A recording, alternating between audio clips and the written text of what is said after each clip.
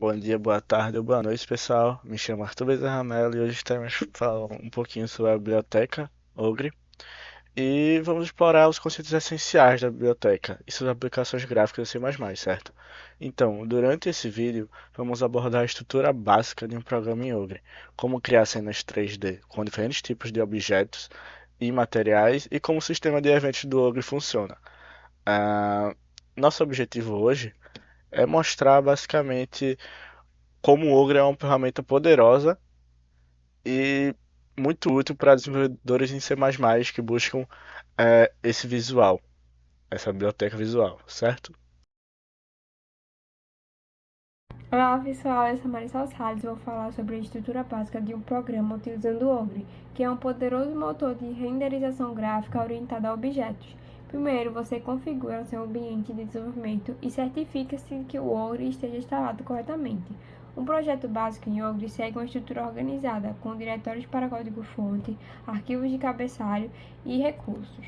No seu arquivo principal, você inclui os cabeçalhos, o ogre.h e o ogre.application.context.h, e cria uma classe que herda de ogrebits application context e implementa o ogrebits input listen dentro de um método setup. Configura a aplicação Ogre chamando o ogrebits application context setup e cria um gerenciador de cena com git-rot creator manage, e configura a câmera e define os viewports para a janela de renderização. Adiciona um nó de cena, anexa a câmera a ele e cria uma luz para a cena. No main, cria uma instância de uma classe de aplicação e chame o método start. Com esses passos, você tem uma estrutura básica de um programa Ogre, e a partir daqui você pode expandir seus projetos, adicionando mais elementos, gráficos e interatividade. Oi pessoal, meu nome é José Lucas e eu vou falar um pouquinho sobre o ciclo de vida das aplicações Ogre, que são várias etapas, mas que podem ser divididas em 5 subgrupos, que é a inicialização, que consiste na configuração do sistema, que é, por exemplo, a definição de parâmetros como a resolução, a profundidade, a cor, etc. A criação de raízes, também o carregamento de plugins e a configuração de recursos, que são as texturas, modelos e scripts que vão ser utilizados na aplicação. A segunda etapa é a criação da janela de renderização, que envolve realmente criar a janela onde a cena vai ser desenhada. A terceira etapa é a configuração dessa cena, que envolve definir quantas câmeras vão ser utilizadas, quais são os pontos de luzes e etc.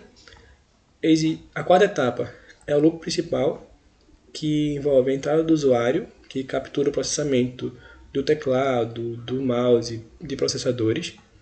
A atualização da lógica de jogo, que muda assim que o usuário ele interage com esse objeto, muda seu estado. A atualização da cena, que é aplicado às transformações que foram feitas. A modificação dos objetos são mostradas na cena. Aí a renderização, que o Ogre ele desenha a cena atual na própria janela de renderização. E por último, existe a última etapa, é a finalização, que envolve a liberação de recursos, né, que são os recursos alocados, como textura, modelos, os buffers, etc.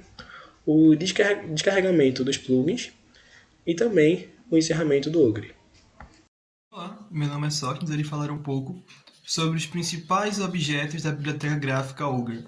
Esses objetos serão o objeto root, o objeto SceneManager e o render system. O objeto root é um dos principais objetos da biblioteca Ogre, pois ele é o ponto de início da biblioteca. Ele dá origem ao sistema e também administra o acesso ao mesmo.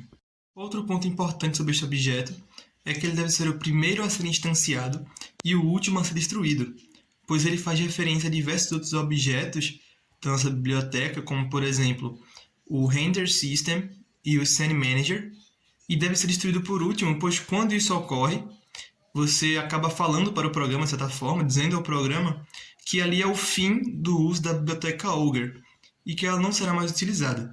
Então deve-se ter em mente que esse objeto deve ser instanciado de primeira mão no seu código e deve ser o último a ser destruído, para que não haja problemas em relação à execução de outras funcionalidades do código. O objeto Scene Manager ele é o responsável por organizar e reunir todos os elementos da cena. Além disso, quando necessário, ele direciona esses elementos da cena para o render system, mas apenas quando isso for realmente necessário. Um ponto bastante relevante sobre este objeto é que ele aplica à cena algoritmos de otimização dos seus aspectos dinâmicos, que são, por exemplo, movimentação de câmera, luzes, entidades e até mesmo a malha que compõe o ambiente, e os objetos dinâmicos que estão compostos ali naquela cena também. O Render System é talvez um dos objetos mais importantes da biblioteca Ogre. Ele é um objeto abstrato e não deve ser acessado diretamente, e sim deve ser acessado por outros caminhos, outros objetos que fazem referência a ele. Ele também é responsável por executar comandos de renderização e configuração de opções próprias para a API gráfica.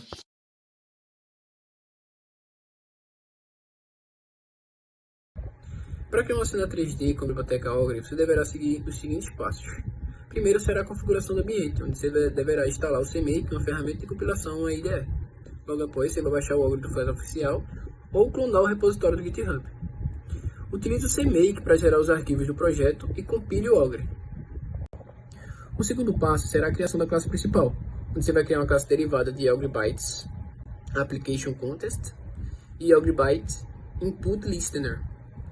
No método setup, chame o OgreBytes Application Context Setup e adicione o listener de entrada com add input listener this. Após a criação da classe principal, você deverá partir para a configuração da cena, onde você deverá obter o objeto root do Ogre e criar um Scene Manager. Logo após, configure a câmera definindo sua posição e direção, anexe a um nó de cena e adicione a janela de visualização. Logo após, deverá configurar a luz, definir a posição e anexe a um nó da cena. Adicione também objetos criando entidades e anexando-os aos nós da cena do mesmo jeito. Logo após, você deverá executar o projeto, onde você vai compilar e executar o projeto para ver a cena 3D. Olá, meu nome é Igor Henrique e eu vou falar sobre como adicionar objetos e materiais utilizando a biblioteca Ogre. Os objetos na biblioteca Ogre são chamados de entidades, e para criar uma, primeiro você deve declarar um ponteiro do tipo OgreEntity. Esse ponteiro irá apontar para a variável que está sendo usada para gerenciar a cena. Nesse caso, mscene.mgr. Quando você fizer isso, você ao mesmo tempo fará essa variável chamar a função createEntity e dentro do parênteses irá colocar entre aspas o nome da entidade que você quer criar .mesh. Essa entidade já deve ser pré-existente na biblioteca Ogre. Então você acabou de adicionar um objeto, mas para colocá-lo na cena você precisa criar um nó da cena. E para isso nós iremos declarar um ponteiro do tipo OgreSceneNode que irá apontar para o mesmo gerenciador da cena, chamando dessa vez duas funções, getRootSceneNode e createTildSceneNode. Isso fará com que um novo nó seja criado a partir do nó raiz da cena. Esse nó, ele recebe uma posição na cena, pode receber uma escala e até mesmo ser rotacionado. Isso serve para que o objeto possa ser ligado à cena e receba a escala ou a rotação e a posição do nó.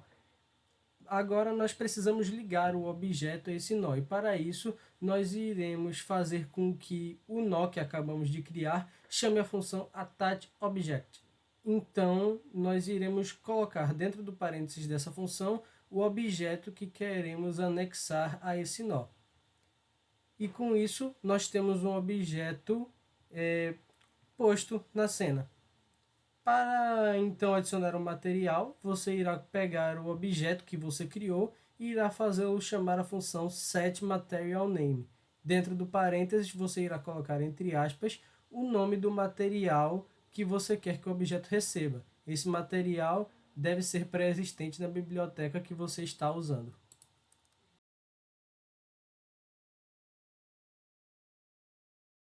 Olá, meu nome é Melanie e eu vou falar um pouco sobre os sistemas de evento da biblioteca Ogre. Ela usa o sistema para gerenciar a interação e a comunicação entre os diferentes componentes do mecanismo. Esse sistema de eventos é essencial para a criação de aplicativos gráficos e jogos interativos. O sistema de eventos, ele é dividido entre eventos e ouvintes, onde os eventos são os sinais que indicam que algo aconteceu dentro do sistema, como uma tecla pressionada, o movimento do mouse e uma atualização do quadro, e os ouvintes são objetos que ouvem eventos específicos. Quando ocorre um evento, todos os literens cadastrados para aquele evento são notificados e podem responder de acordo com a lógica implementada. Também tem tipos de eventos, que são os eventos de entrada, os eventos de renderização e os eventos do sistema. Os eventos de entrada eles envolvem interações do usuário com teclado e mouse. Já os eventos de renderização, eles são relacionados ao ciclo de renderização, como o início e o fim de um quadro. Já os eventos do sistema, eles incluem eventos como inicialização e encerramento de sistemas no Ogre. A implementação de sistemas de evento, ela é definida por a definição de ouvinte e o cadastro do ouvinte e o seu gerenciamento de eventos, onde definir o ouvinte é criar uma classe que herda de um ouvinte específico. Por exemplo, se quiser manipular um evento de um quadro, aí você vai herdar o org from listening. Já o cadastro do ouvinte, ele registra o ouvinte no sistema de eventos correspondente.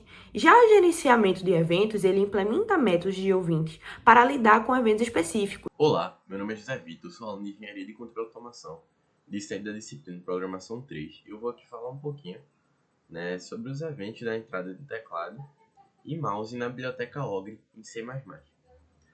Primeiro, a gente precisa inicializar o Ogre e criar uma janela de renderização. Aí depois disso, a gente pode inicializar o OS, para que a gente consiga capturar eventos tanto de teclado quanto de mouse. Assim, a gente precisa criar um gerenciador de entrada e configurar os dispositivos de entrada. Quando a gente quer capturar eventos do teclado, a gente precisa definir uma classe que implementa os métodos de callback fornecidos pela interface OS ou OS KeyListener. Isso vai nos permitir reagir quando uma tecla é pressionada ou liberada. Depois de definir nossa classe KeyListener, a gente precisa registrar uma instância dessa classe no nosso objeto de teclado, para que ele saiba qual listener chamar quando ocorrer um evento no teclado.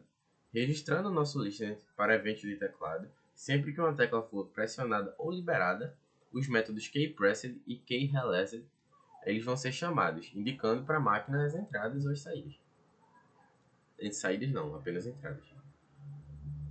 Similar ao listener de teclado, a gente pode definir uma classe que implementa a interface OS Mouse Listener, para capturar eventos do mouse, seja mexer o mouse para lá e para cá, seja pressionar ou retirar do botão do mouse. Então, para isso, a gente precisa registrar uma instância dessa classe e o nosso objeto do mouse para que ele saiba qual listener chamar quando ocorrer algum evento. Então, dessa maneira, você pode capturar e responder os eventos de entrada de maneira eficaz, permitindo criar interações ricas e dinâmicas nos seus aplicativos gráficos ou então nos seus jogos.